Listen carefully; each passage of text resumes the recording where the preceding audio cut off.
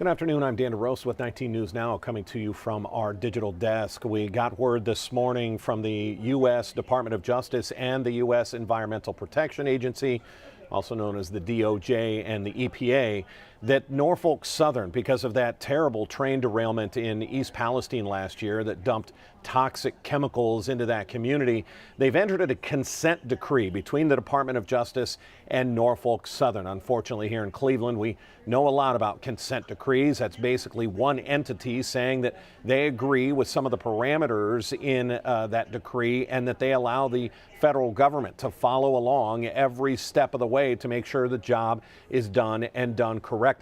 This was about more than $1 billion worth of compensation to many different areas. First of all, the DOJ, EPA getting about $310 million. There is a $15 million civil penalty for violating the Clean Water Act. That's the largest penalty that the EPA can hand out, $15 million. There's also a commitment by Norfolk Southern of $235 million in what's already been done for cleanup and the continued job for cleanup. They're going to invest another $200 million in rail safety. They're going to invest $25 million into a community health care program into East Palestine. There's already been a clinic that's been set up, and for the next 10 years, that $25 million will help those people in East Palestine with not just physical, not just care with doctors, but also mental access, care to mental care for that. Also a $15 million investment to monitor the city's water treatment for the next 10 years, $15 million to monitor people who have private wells on their community. So as you can see, the dollars really start adding up. But the big question is it enough? We'd like to welcome in the U.S. Attorney for the Northern District of Ohio, Rebecca Lutzko. The U.S. District Attorney, thank you for joining us. We appreciate it. Thank you for having me. Let me ask you that question, and I'm going to be a little bit of a cynic here. I'm going to be devil's advocate for the people of East Palestine. This certainly looks like a corporation who was allowed to pay a bunch of fines, put up a lot of money, and granted that money is going to continue, but now they just get to, at least in 10 years, wipe their hands clean of this disaster. Is this enough? So I would disagree with that assessment, and I would say that this lawsuit and this settlement is simply one tool in the toolkit available to address this disaster. It is, given the limitations of the law, it is, I think, a very aggressive settlement and a very effective settlement that not only focuses on having Norfolk Southern pay for the cleanup costs so that the company that caused this mess is the one responsible for it, not the U.S. taxpayer.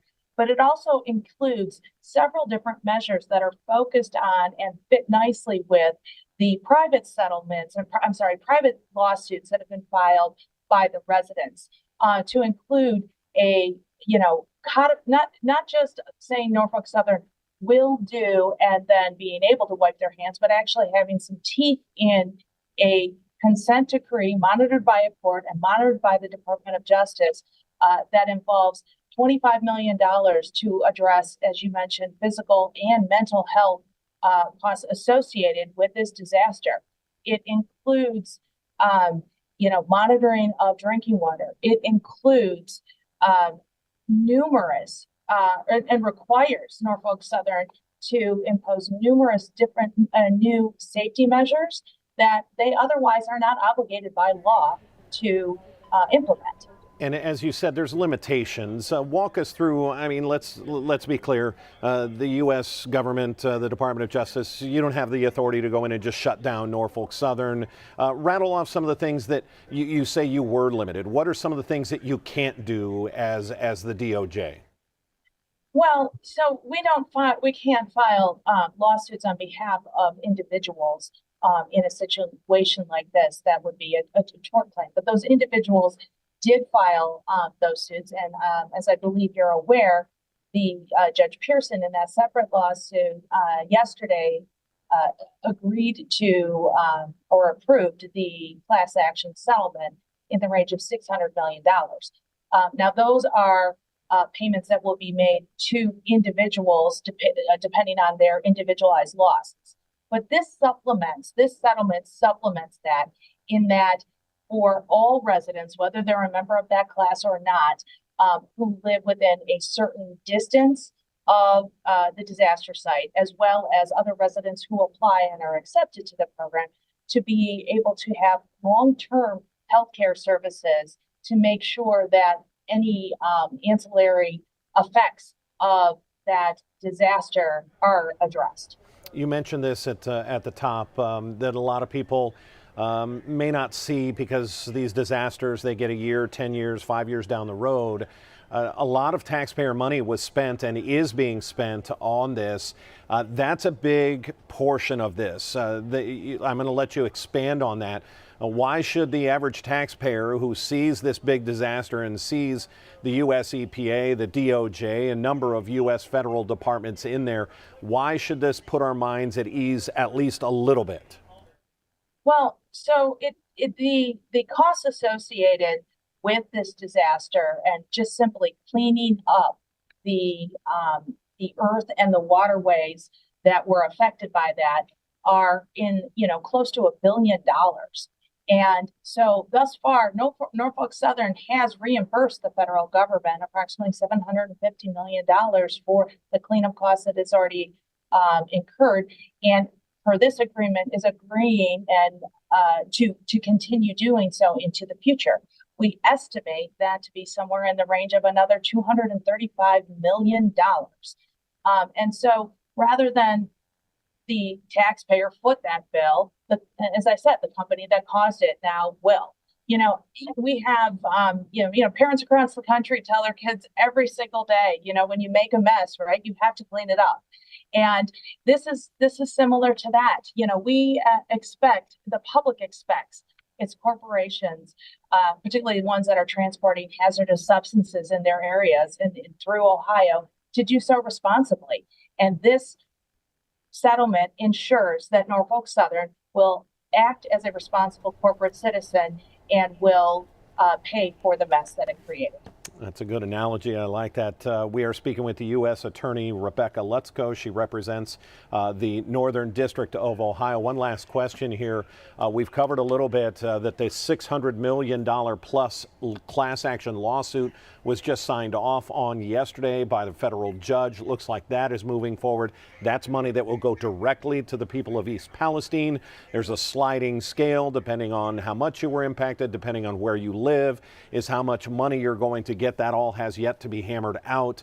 I want you to address the people of East Palestine. On top of that $600 million, on top of the $25 million for their health care, another $30 million for water monitoring, whether it's public water or water wells. If I'm a resident of East Palestine, make me feel okay about this in what is a terrible situation. None of these remedies that we're talking about, whether it is the remedies that the U.S.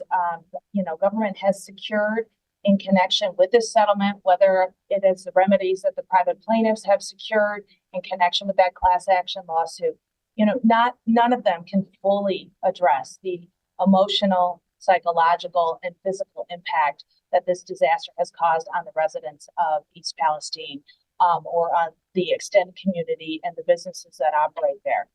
But they are a positive step, a very positive step toward healing and recovery.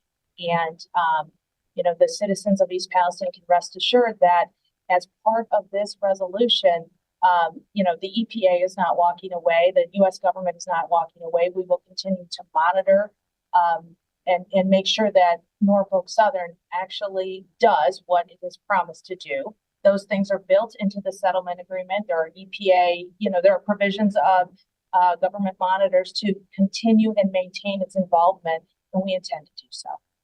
U.S. Attorney Lutzko, we certainly appreciate the time. We know you're very busy, but this was a very big announcement for the people in that community and here in Northeast Ohio. Thank you for the time today. We appreciate it. Thank you. All right, take care. Again, just a major announcement coming in this continued saga that is East Palestine. Those people are still going through all of the scope of what was one of the most major disasters, natural disasters, man-made disasters in Northeast Ohio's history when that train derailed carrying those toxic chemicals. If we have any other breaking news, it'll be here on our digital platforms. Otherwise, look for 3.5 hours of news and weather to start on Channel 19 at 3 o'clock. Until then, I'm Dan DeRosa with 19 News Now. Have a great afternoon. 19 News is everywhere. Download our CTV apps and follow us on social media at Cleveland 19 News.